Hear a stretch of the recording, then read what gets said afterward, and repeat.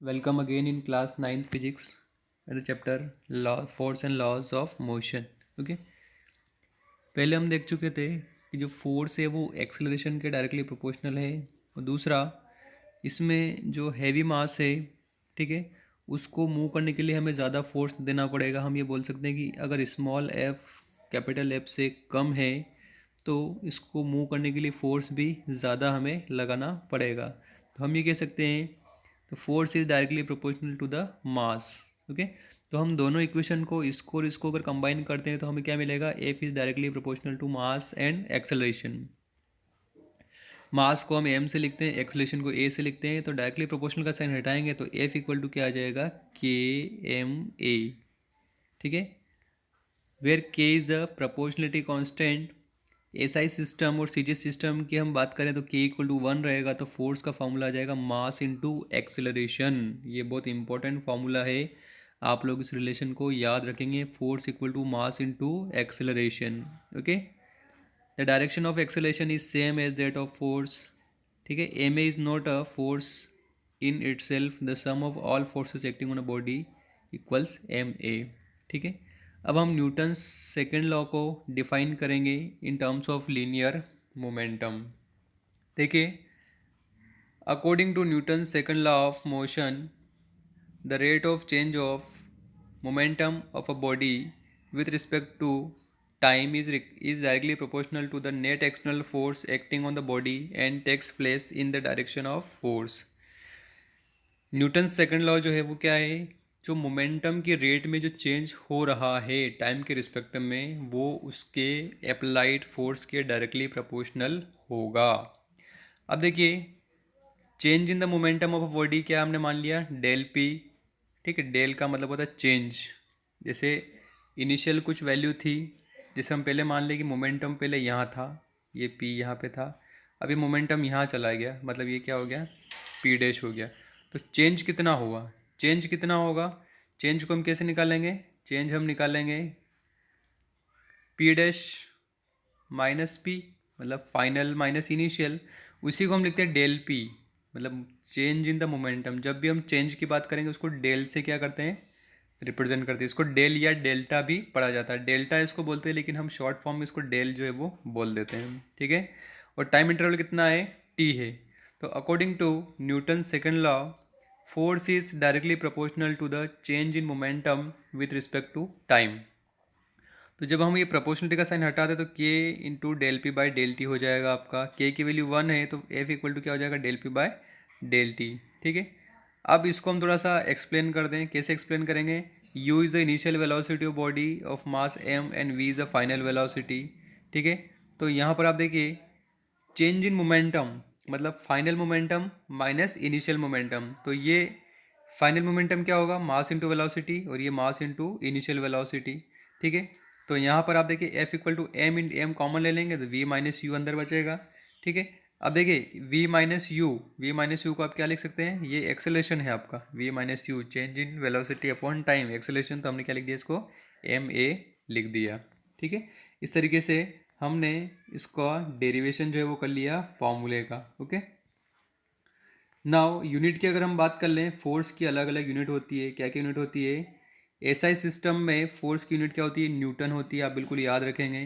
Okay, direction of definition of Newton कैसे, अगर हमने मास 1 kg मान लिया, acceleration 1 metre per second square मान लिया, तो एफ इक्वल टू कितना हो जाएगा, 1 न्यूटन हो जाएगा। Therefore 1 newton is that force which produces an acceleration of body, acceleration of 1 metre per second square in a body of mass 1 kg। ठीक है, 1 न्यूटन फोर्स क्या होता है, अगर कोई 1 kg का मास है, 1 kg का, इसको एक्सेलरेट करने के लिए कितना एक्सेलरेट करना है, 1 मीटर पर सेकेंड स्क्वायर।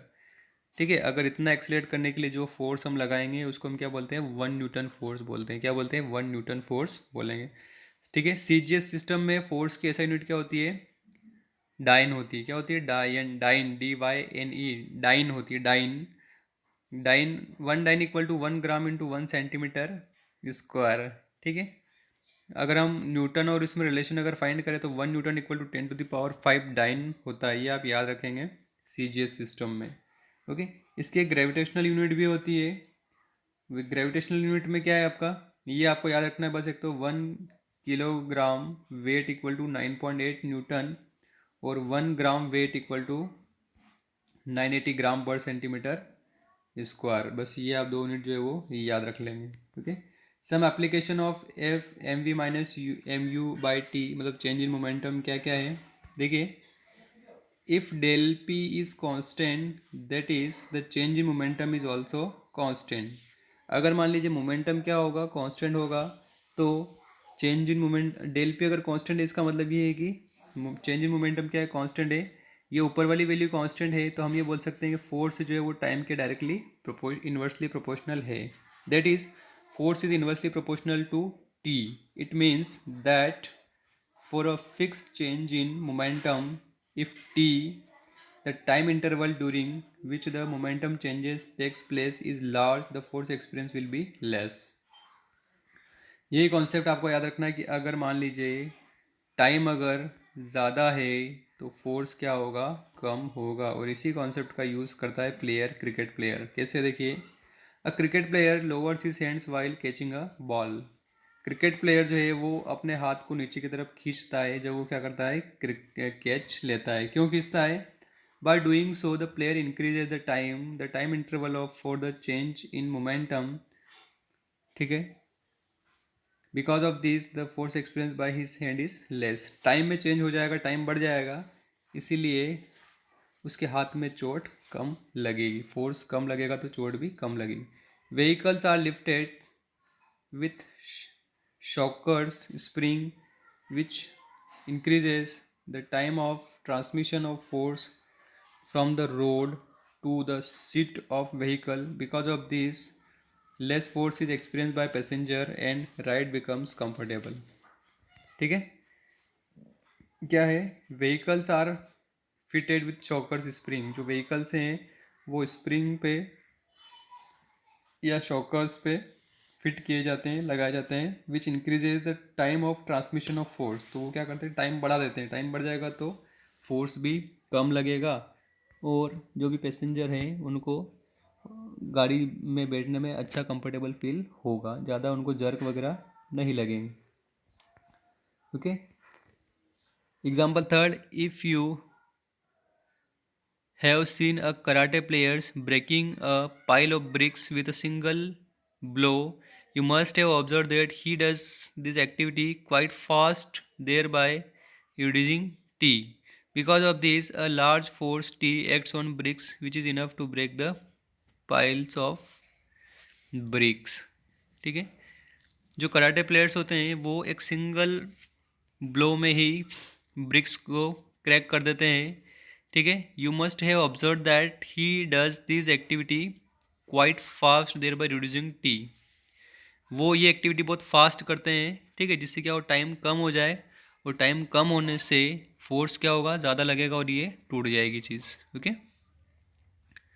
तो ये कुछ एग्जांपल्स हैं, ये आपको याद रखने हैं। Okay, now Newton's third law. Newton's third law क्या बोलता है, Newton what is the statement for Newton's third law. पहले हम इसको समझ लें। Suppose you stretch A spring and hold it shown in figure. आपने एक स्प्रिंग को क्या किया, स्ट्रेच किया, जो यहाँ पर बंधी हुई है।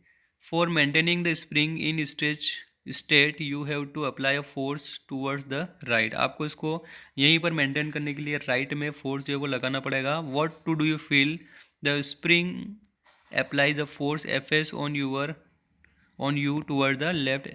on analysis we find that f and fs are equal in magnitude।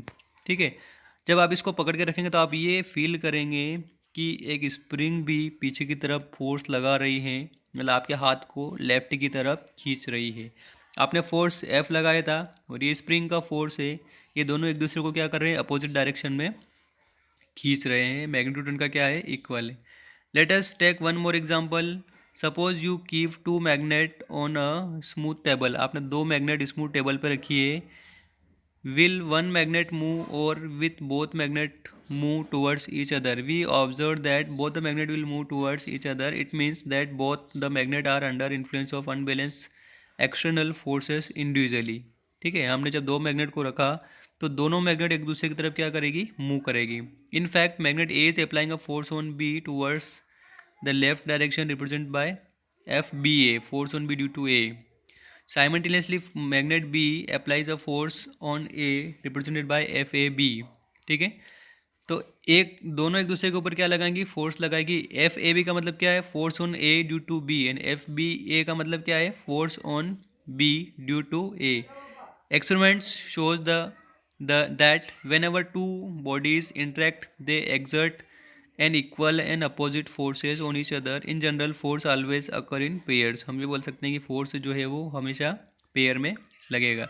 If one body exert a force on another body, then second body also exert an equal and opposite forces on first body. In these two forces, one force is called action and other is called reaction. ठीक है, तो जो एक force है वो action force कहलाएगा, दूसरा क्या कहलाएगा, रिएक्शन फोर्स कहलाएगा। Thus if we call F A B an action and F B is reaction, and if we call F B an action then F A B is reaction, we write this. हम इस तरीके से formula लिख सकते हैं, F A equal to क्या हो जाएगा, minus F B A. The above situation equation is the mathematical form of Newton's third law. The law state that to each and every action there is equal and opposite reaction. ये statement है Newton's third law का, आप इसको बिल्कुल लिख लेंगे और ये मैथमेटिकल फॉर्म भी लिखेंगे। ठीक है, उसके बाद देखिए एक्शन रिसर्च फोर्स साइमल्टेनियसली अकर होती है।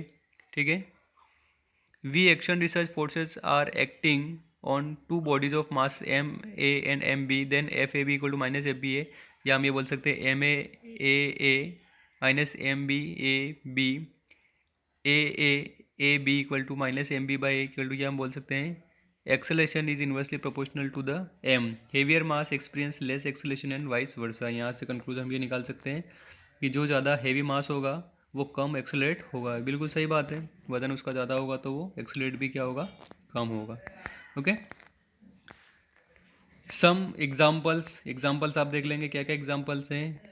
A bullet is fired from gun. We observe recoiling of gun. The gun acts on bullet, exert a force on bullet. Simultaneously the bullet reacts on the gun. देखिए ये gun है, इससे गोली आगे की तरफ जाएगी तो पीछे की तरफ भी एक फोर्स लगेगा, मतलब जिस फोर्स से बुलेट आगे की तरफ जाएगी वैसे ही इसको पीछे की तरफ एक झटका जो है वो लगता है। ये आप सभी लोगों ने देखा होगा। ठीक है, और भी इसके बहुत सारे एग्जाम्पल्स हैं, ये आप अपनी कॉपी में लिखेंगे, सेकेंड, थर्ड, फोर्थ। ठीक है, ये एग्जाम्पल से हो गए। उसके बाद 2 एग्जाम्पल 3 एग्जाम्पल और यहाँ पर ये दे रखे हैं, ये भी आप अपनी कॉपी में डायग्राम बनाएंगे और इनको लिखेंगे अच्छी तरीके से। ठीक है, क्या क्या है, when a man jumps from boat, एक व्यक्ति बोट से जंप करता है। The boat also experience a backward jerk, this is due to action reaction force. ये हो गया और ये इस तरीके से, ये सारी चीज़ें आप अपनी कॉपी में नोट कर लेंगे। ओके, उसके बाद हम कंजर्वेशन ऑफ मोमेंटम पढ़ेंगे, एक टॉपिक और ये बचा हुआ है और एक और आपका ये टॉपिक है, उसके बाद ये चैप्टर आपका फिनिश हो जाएगा। ओके, रिकॉइल ऑफ गन, ये 2 टॉपिक और है इसमें, नेक्स्ट वीडियो में ये चैप्टर में आपका ख़त्म हो जाएगा। ओके।